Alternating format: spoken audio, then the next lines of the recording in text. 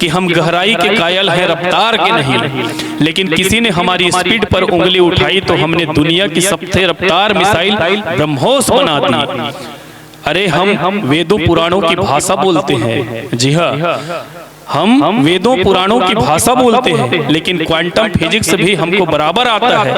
हमारे सीने में हवन कुंड की चिंगारी है। टिमटिमाने और बुझने के दिन गए, अब तो चमकने और दहकने की तैयारी है। हमारी मिट्टी में जिसका जन्म हो गया उसका रोम रोम वंदे मातरम हो गया। कुछ बात है हमारी मिट्टी में कि हमारे जर्रे जर्रे कभी आंसुओं से नम नहीं होते। यहाँ बलिदानियों के चिताओं पर मातम नहीं होते। सर झुकाने वाला यहाँ पैदा नहीं होते और सर कटाने वाले यहाँ कम नहीं होते। सर कटाने वाले यहाँ कम नहीं होते। इन्हीं भावों के साथ में लीजिए यह मंच आपकी मंडली को सादर समर्पित। बोलिए सियापति रामचंद्र की जय।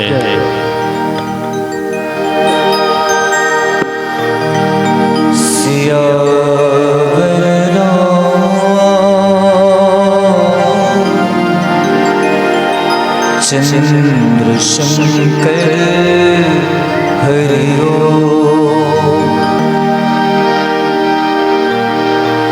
वरदानां वरद संघानां रसानां छन्दसामपि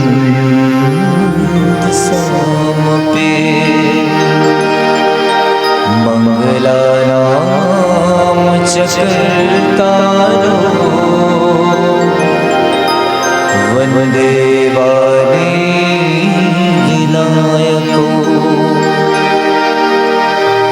तुलसीदास जी के पद कमल बारंबार मनाओ। गुण गावे सिया राम के, हनुमत हो सहाय।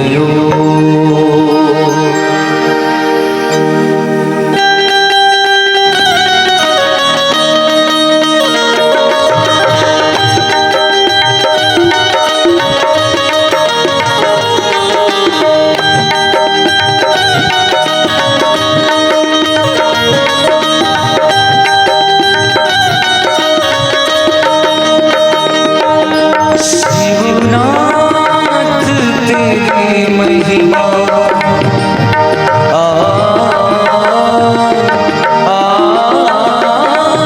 शिवनाथ तेरी महिमा जगती लोक गाए शिवनाथ तेरी महिमा जगती लोक गाए नाचे धरा गगन को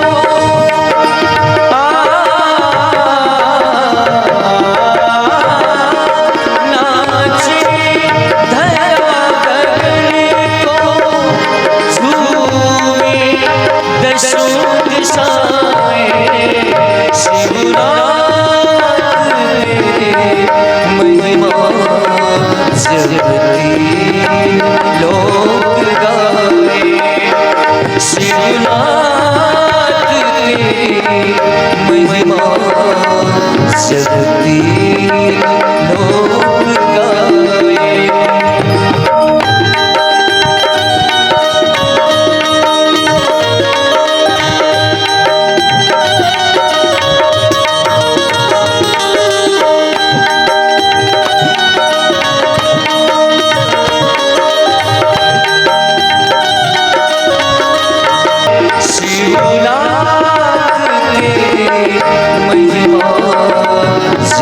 जगती लोक गाए शिवनाथ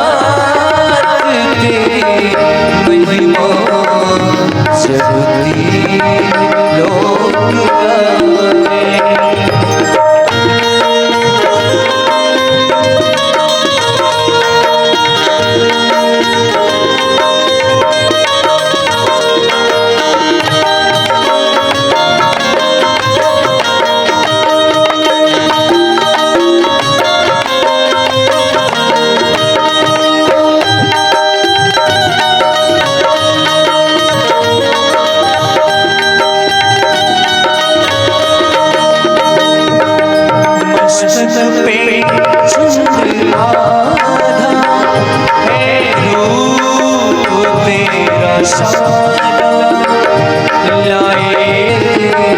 महिमा जगती लोक गाए शिवनाथ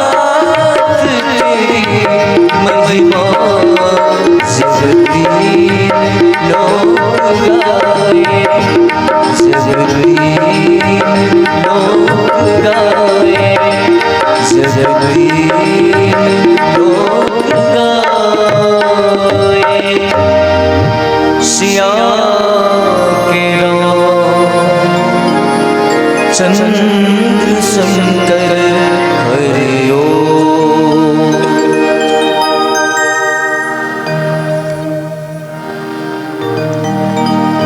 श्री गुरु चरण सरोज रज निज मन मुकुर सुधारी वर्णौ रघुवर विमल यशु जोदायक फलचारी गिराय रत जल बीच सम कहियत भिन्न भिन्न बंदौ सीताराम पद जिनहि परम प्रिय खिन आज धन्य मैं धन्ययति यद्यपि सब विधिहीन निज जन जानी राम मुहि संत समागम दीन जिन पायल के पादुका भरत रहे मन लाय ते पद आज विलोकी हो इन नैनन अब जाय श्यावर रामचंद्र भगवान की जय।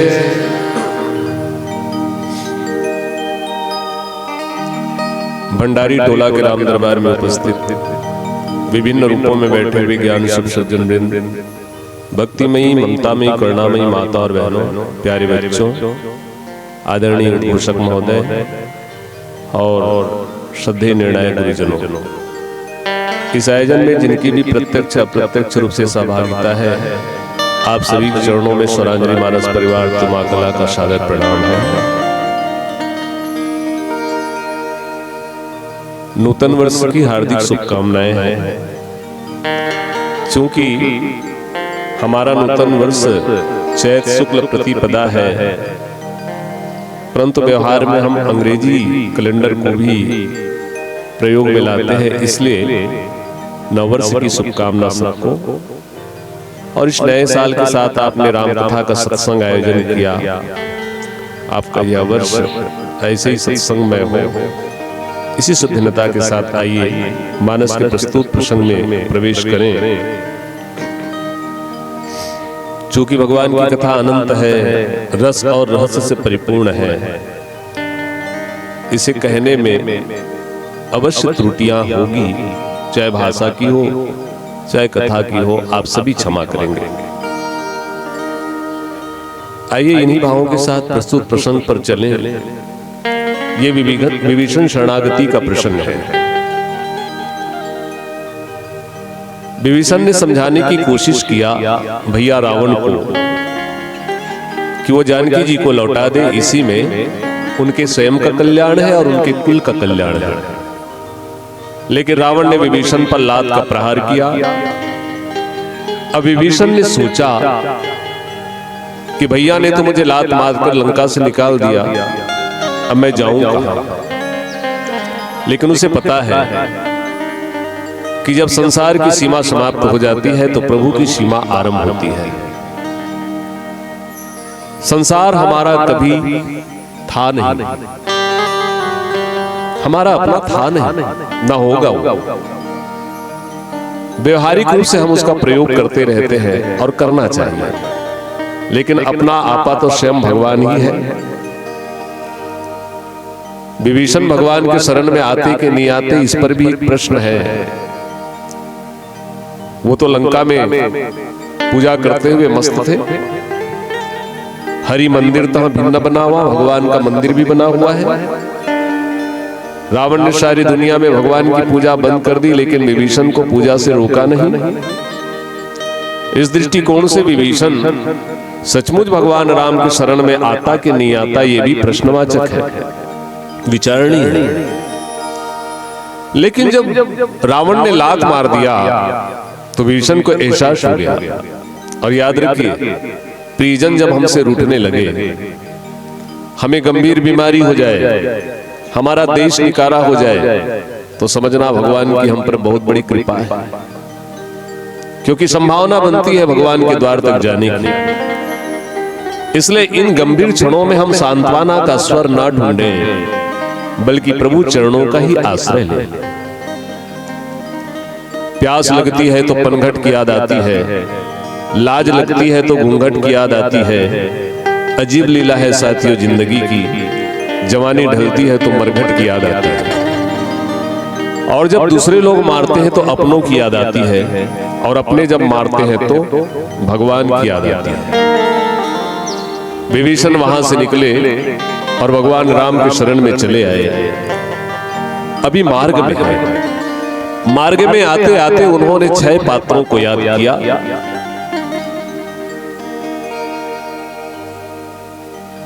उन्होंने कहा कि जिन चरणों की कृपा से, चरण धूलि से ऋषि पत्नी अहिल्या तरी, मैं उन चरणों को देखूंगा। जिन चरणों को देखते हुए आगे आगे कपट मृग स्वर्ण मृग भागा और राम उसके पीछे दौड़कर उसे मारा, मैं कितना सौभाग्यशाली हूं कि मैं उन चरणों को देखूंगा। भैया का पद प्रहार हुआ मुझ पर, लेकिन परम पद परमात्मा का दर्शन की संभावना मेरे को प्राप्त हो रहा है। तीसरा पात्र उन्होंने याद किया कि जिन चरणों को माता जानकी अपने हृदय में बैठा करके रखती है, उन चरणों का दर्शन करूंगा। चौथा उन्होंने भगवान शंकर को याद किया कि भगवान शंकर के अंतःकरण में ये चरण निवास करते हैं, अर्थात भगवान शिव जिन चरणों का ध्यान किया करते हैं, मैं राघव के उन चरणों का दर्शन करने जा रहा हूं। धन्य है वो दंडक वन, जिस दंडक वन में भगवान के चरण पड़े और वह दंडक वन पवित्र हो गया। मैं उन चरणों का दर्शन करूंगा। और छठवां पात्र उन्होंने भरत जी को याद किया। जिन पायन की पादुका भरत रहे मन लाए, ते पद आज भी लोकी हो, अब इन नयन न जाए। विभीषण गदगद है, भाव विभोर है कि जिन चरणों की पादुका को भैया भरत जो है अपने हृदय में लगा कर रखते हैं, इतना सम्मान देते हैं कि अयोध्या के सिंहासन पर जिनको बैठा करके नित पूजत प्रभु पांवरी, रोज पूजा करते रहते हैं, आज्ञा मांग मांग करके अयोध्या का राजकाज करते हैं, मैं उन्हीं चरणों को देखूंगा। विभीषण में कितना शरणागत का भाव आ गया है। प्यारे मित्रों, एक बात ख्याल में रखने लायक है, विभीषण और सुग्रीव दो ऐसे भाई हैं जिनके कारण उनके बड़े भैया का विनाश हुआ, लेकिन दोनों को हम देशद्रोही नहीं कह सकते। परिस्थितियों को समझना होगा। बाली मारा गया सुग्रीव के कारण और रावण मारा गया विभीषण के सहयोग के कारण। सुग्रीव और राम की जब मित्रता हुई और बाली जब मरणावस्था में है, सामने राम खड़े हुए हैं, तो बाली ने एक प्रश्न करते हुए कहा, मैं बैरी सुग्रीव प्यारा, कारण कवन नाथ नहीं मारा। किस कारण से आपने मुझे मार दिया? तब ऐसा लग रहा है कि सचमुच सुग्रीव ने राष्ट्रभक्ति के खिलाफ राम से मिल करके अपने बड़े भाई को मरवा डाला। परंतु भगवान राम स्वयं ये समझाने की कोशिश कर रहे हैं कि तुम पूछे तो होते अपने छोटे भाई से कि किन परिस्थितियों में वो राजा बना। क्या बड़ा भाई होने का यही दायित्व है कि तुम अपने छोटे भाई के प्राण का दुश्मन बन जाओ? तुम गुफा से आए और बाली तुम सुग्रीव के ऊपर प्रहार करने लगे। उनको राज सिंहासन पर देखकर तुमको लगा कि तुम्हारी अनुपस्थिति में वो स्वयं राजा बन गया। अरे मेरा भी तो छोटा भाई भरत है, मैंने भरत को राजगद्दी दे दिया, अयोध्या दे दिया, और मैं स्वयं बड़ा होकर के अयोध्या से बाहर निकल गया। लेकिन तुम कौन से बड़े बड़े भाई? मंत्रिनपुर देखा बिनु साई, मंत्रियों ने तो बिना राजा के देख करके सुग्रीव को राज दिया था ना। इसी तरीके से विभीषण का प्रसंग आता है। विभीषण की क्या गलती है? तनिक विचार कीजिए। विभीषण ने रावण को समझाने की कोशिश किया था, जो आपन चाहु कल्याण, हे भैया यदि आप अपना कल्याण चाहते हो तो सुमति शुभ गति सुजस शुभ नाना, तो पर नारी लीलार गोसाई, तजहु चौथ चंद की नाई। यदि आप अपना कल्याण चाहते हो भैया, तो पराई स्त्री को वैसे ही त्याग दो जैसे चौथ के चांद को त्याग दिया जाता है। देखिए, हम लोग केवल हमारी माताओं बहनों पर, नारियों पर ही बंदिश लगाया करते हैं। एक ही धर्म एक व्रत नेमा, काय वचन मन पति पद प्रेमा कहते हैं। लेकिन हमारा धर्म शास्त्र कह रहा है कि हम भाइयों के लिए, पुरुषों के लिए भी नियम है। विभीषण ने यही याद दिलाते हुए कहा था कि भैया अपनी पत्नी दूज की चांद जैसा हो और दूसरे की पत्नी चौथ की चांद जैसा हो, ज्यादा खूबसूरत हो, फिर भी उसको चौथ के चांद को कलंक समझ करके त्याग देना चाहिए। बस इतना सुनना हुआ था रावण को, क्रोधित हो गया, क्यों त्यागूंगा मैं? और तब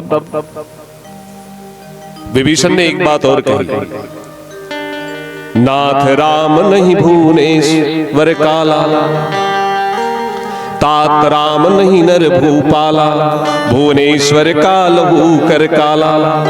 विभीषण ने कहा कि भैया राम को आप राजा राम मत समझिए, राम राजा राम नहीं है। हम लोग राजा रामचंद्र की जय बोलते हैं। रामायण ने भगवान राम को राजा राम कम कहा। गोस्वामी तुलसीदास जी ने कह दिया, भूमि सप्त सागर मेखला, भूप एक रघुपति कौशला। 7 द्वीप का एक राजा राम हुआ, फिर भी ये विभीषण बहुत छोटी है बोले। सप्तद्वीप का एक राजा राम, फिर भी ये विभीषण, ये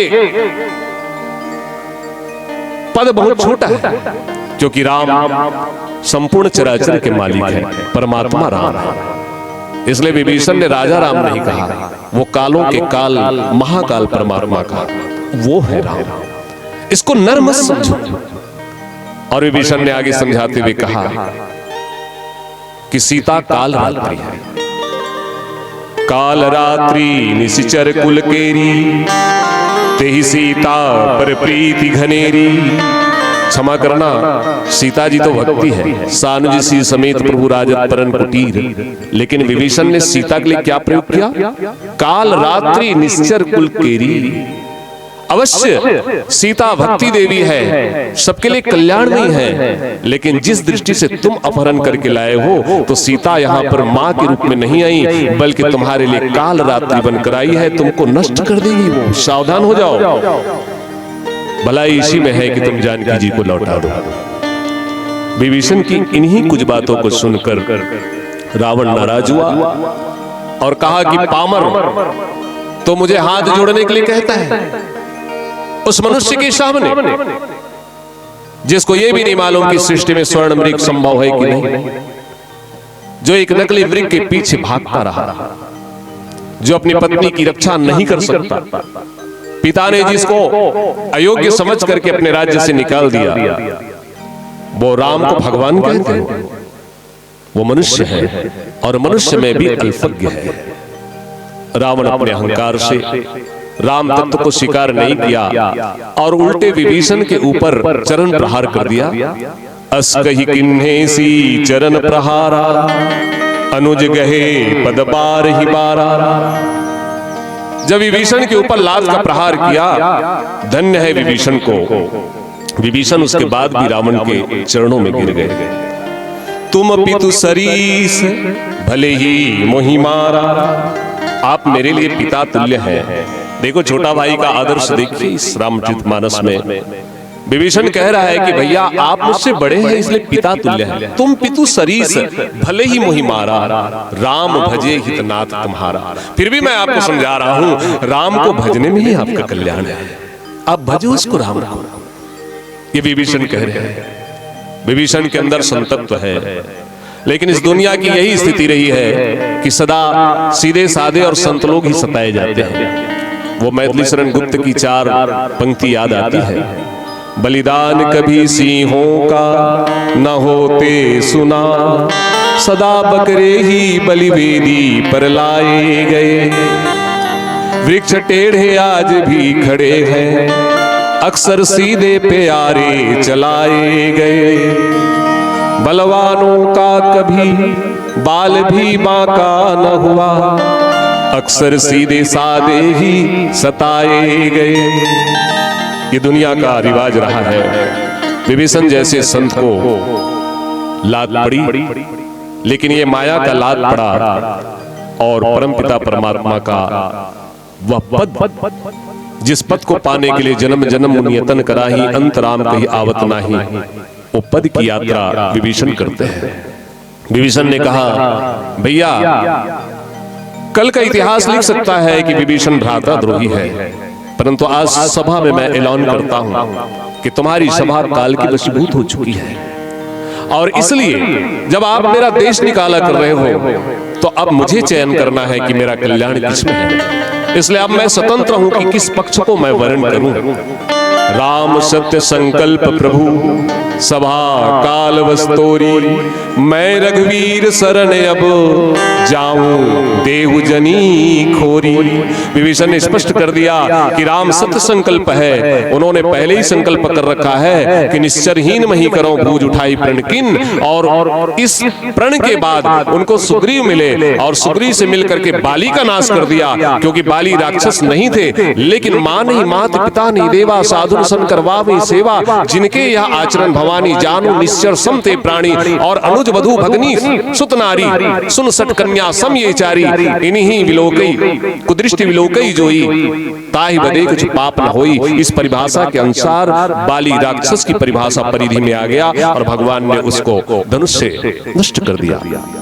ठीक यही सत्य संकल्प परमात्मा का संकल्प तुम्हारे लिए भी एक न एक दिन घटित होगा। इसलिए अब मुझे चयन करना है। जब राष्ट्र स्वयं निकाल दे, किसी व्यक्ति के लिए राष्ट्रभक्ति सबसे ऊंची है, लेकिन राष्ट्र जब स्वयं निकाल दे तब अब मुझे ईश्वर भक्ति की ओर उन्मुख हो जानी चाहिए। और यूं कह करके विभीषण वहां से निकले। जब निकले तो उनकी भावों को, 6 पात्रों को याद करते हुए निकले। इसी को गोस्वामी तुलसीदास जी लिख रहे हैं कि जिन पायन की पादुका भरत रहे मन लाए, ते पद आज भी लो की हों, अब इनने न जाए। जिन पायन की पादुका भरत जी अपने हृदय से लगा करके रखते हैं, जिसकी नित्य पूजा करते हैं। मैं दासों का दास तो हूं, लेकिन दासों के दास का दास बन जाऊं।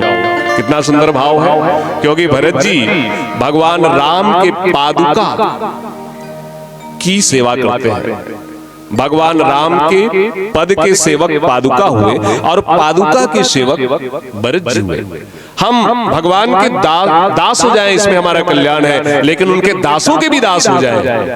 दासानुदास जिसको कहते हैं, भगवान के भक्तों के हम अनुगामी हो जाएं, उनके चरणों के अनुगामी हो जाएं, आश्रयी हो जाएं, सद्गुरु के, महात्मा के, संतों के आश्रयी हो जाएं, तो भी जीव का कल्याण हो जाता है। तो भरत जी कि इन्हीं भावों को याद करते हुए विभीषण महाराज निकले।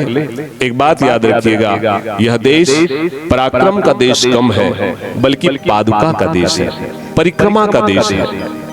पराक्रम से ज्यादा परिक्रमा। इसलिए हम किसी ज्योतिर्लिंग में जाते हैं तो कम से कम 1-3 परिक्रमा कर लेते हैं। कई बार यज्ञ होता है, हम 108 परिक्रमा करते हैं। आशीर्वाद का देश है। महाभारत के युद्ध में पांडवों को आशीर्वाद मिला गुरु की ओर से, पितामह की ओर से, और वो विजय हासिल कर दी। ठीक इसी प्रकार हमारा यह देश पद का देश कम है, बल्कि पादुका का देश है। अभी हमारे विशेष पदाधिकारी लोग आते हैं, लेकिन पद में बैठना पड़ता है, पद में रह करके बड़ा काम करना पड़ता है, सेवा का काम करना पड़ता है, लेकिन उस पद से भी बड़ी बात है पादुका। इसलिए पादुका की सेवा का अद्भुत लाभ है। सो विभीषण महाराज जिन पायन के पादुका भरत रहे मन लाए, ते पद आज विलोकी हों, इन नैनन अब जाए। अपनी भाग्य की सराहना करते हुए भगवान के द्वार तक पहुंचे हैं। आइए भगवान कैसे सम्मान करते हैं, शरणागत की रक्षा करते हैं, एक भजन के साथ चलेंगे।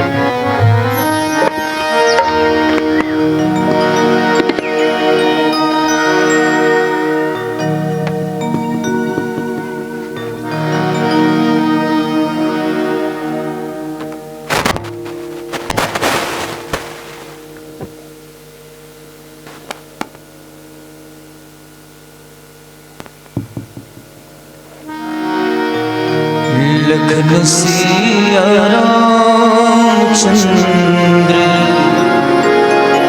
शंकर हरियो मोषम दीनन दीनहित तुम समान रघुवीर अस विचार रघुवंश मने हरहु विषम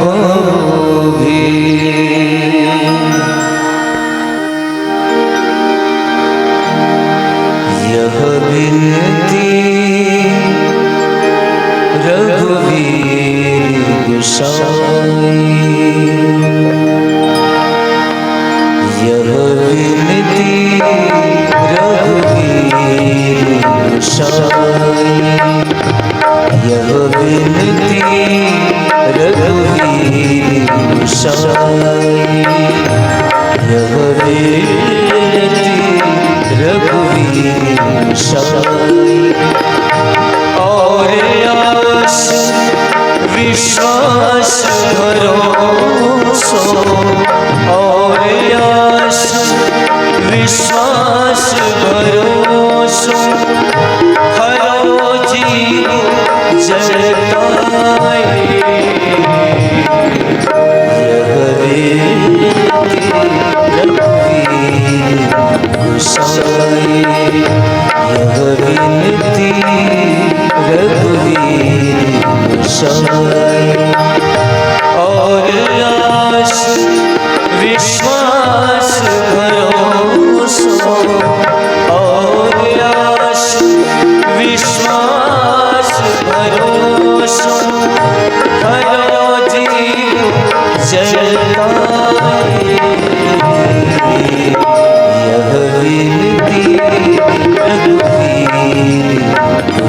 गोसाई यह विनती रघुवीर गोसाई।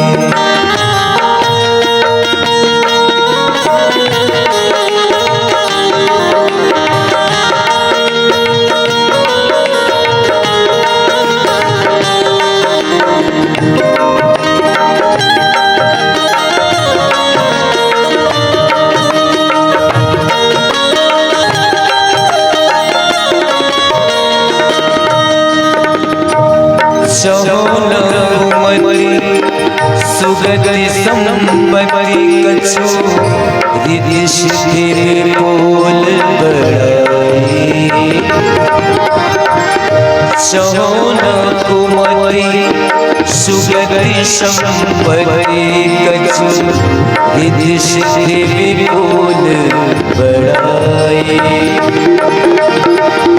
हेतु रहित अनुराग राम पद, हेतु रहित अनुराग राम पद, बढ़े अनुदिन अधिकाई।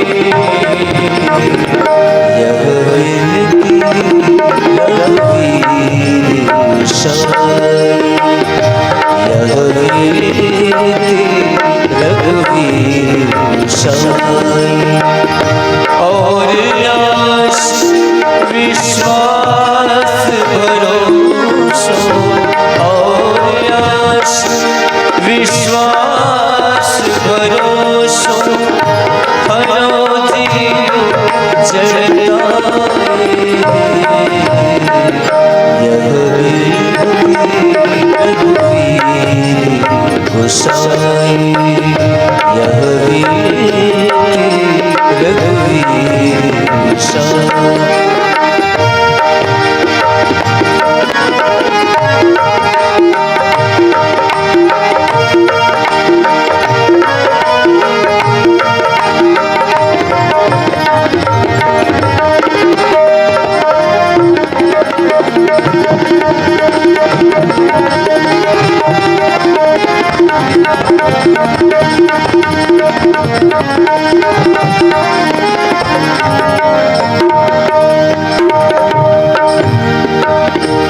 कुटिल करमुले जाहि मोहि, जहाँ जहाँ अपनी बरियाई।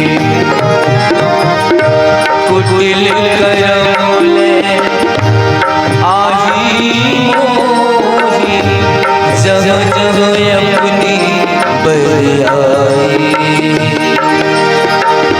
तहाँ तहाँ चली छिन छाड़ियो,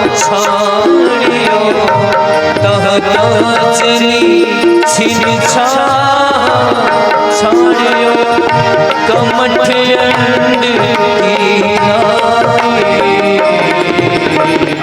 यह विनती रघुवीर गोसाई यह विनती रघुवीर गोसाई।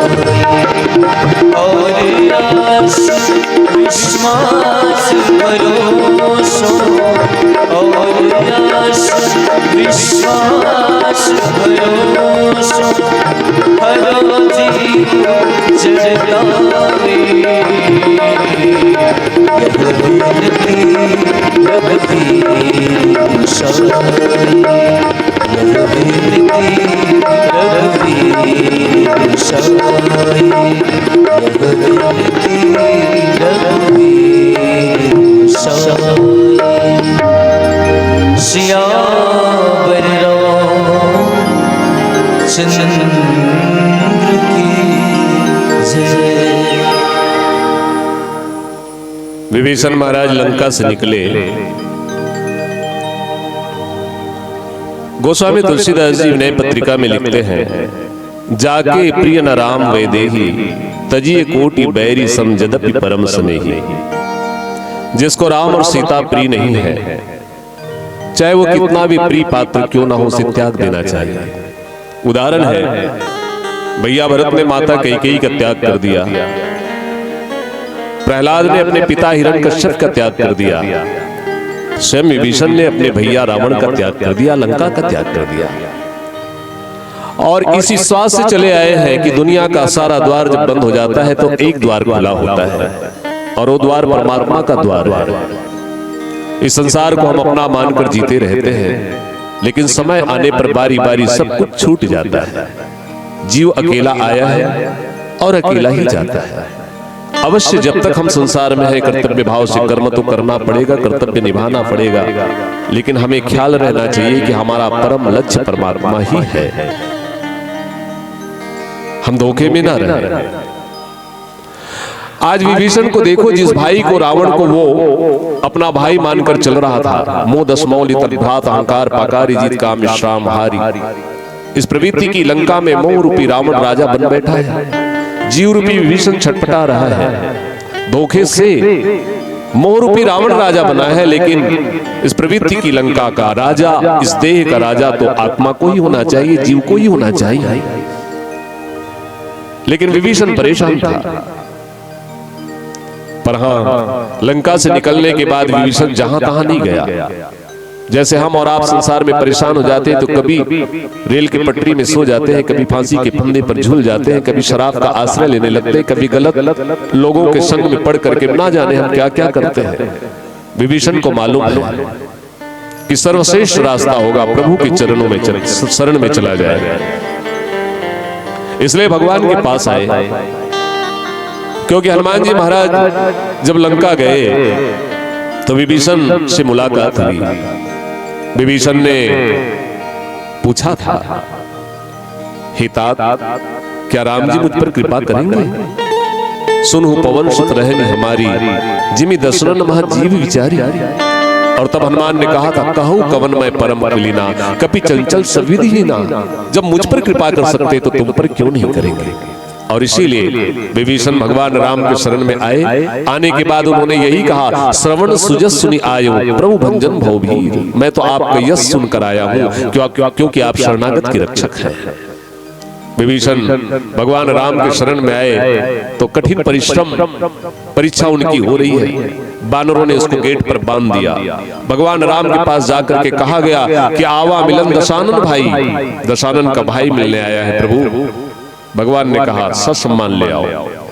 फिर आपकी प्रतिज्ञा क्या होगा? आपने राक्षसों को मारने की संकल्प लिए हैं। भगवान ने कहा, हम संकल्प तोड़ देंगे अपने शरणागत के लिए, क्योंकि हम शरणागत की रक्षा प्राण की आहुति देकर करते हैं। और इस तरह से भगवान ने शरण में आए हुए को अभय दान दे दिया और लंकेश कह करके उनका रास्तिलक कर दिया। ऐसे भगवान का शरण हम क्यों न लें? काहे रचना राम न गावही, कटु रटु रटु वृथा जग राग बढ़ावही, काहे रचना राम न गावही। तुलसीदास जी इस संसार में भटकते हुए जीवों को प्रभु चरणों से जोड़ना चाहते हैं। आइए एक भजन के साथ आपसे विदा लेते हैं। लखन सिया रामचंद्र शंकर हरियो, प्रीतम मत जानियो, के दो बिछड़े दोले, जैसे जल बिनु मछली, तड़पत हूँ दिन रे। प्रीतम प्रीत मिलाई के दूर देश मत जा, बसो हमारी लागरी, तुम आगे तू मुरली वाले बंसी वाले हम तुम्हारे हो गए।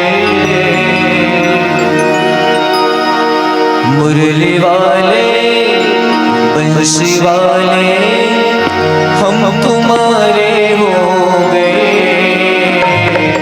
मोर पंख वाला मिल गया, मोर पंख वाला मिल गया।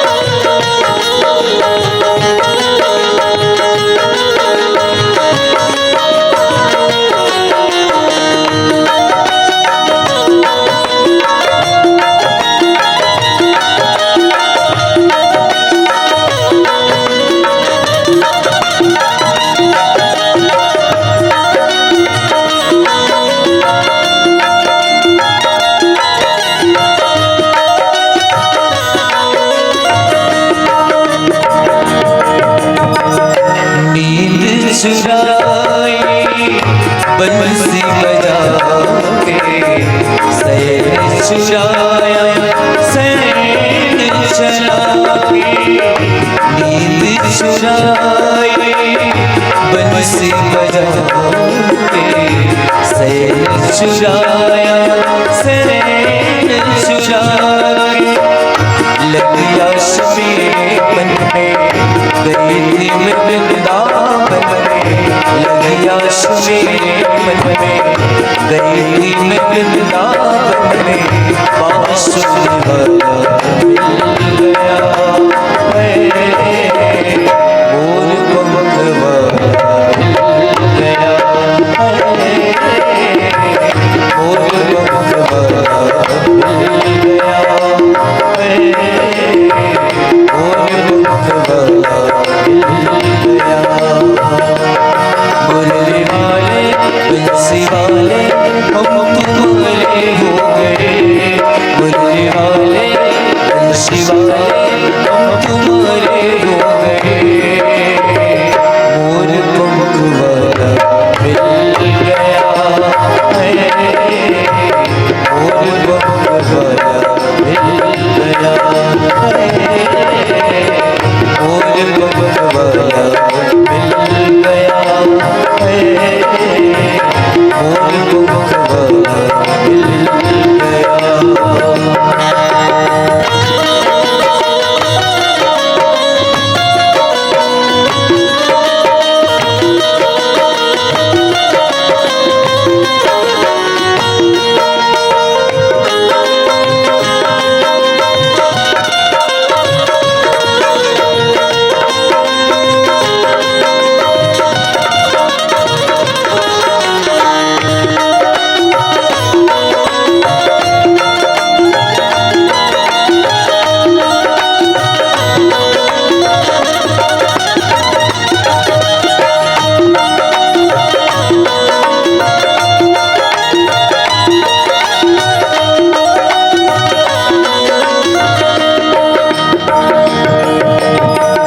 उसी ने बुलाया, उसी ने बुलाया, ऐसा सलोना शाम मेरे मन भाया। उसी ने बुलाया, उसी ने बुलाया, ऐसा सलोना शाम मेरे मन भाया। तेरी बात चाल देखी तेरी तेरी बात चाल देखी तेरा कुछ भी देखा, तेरी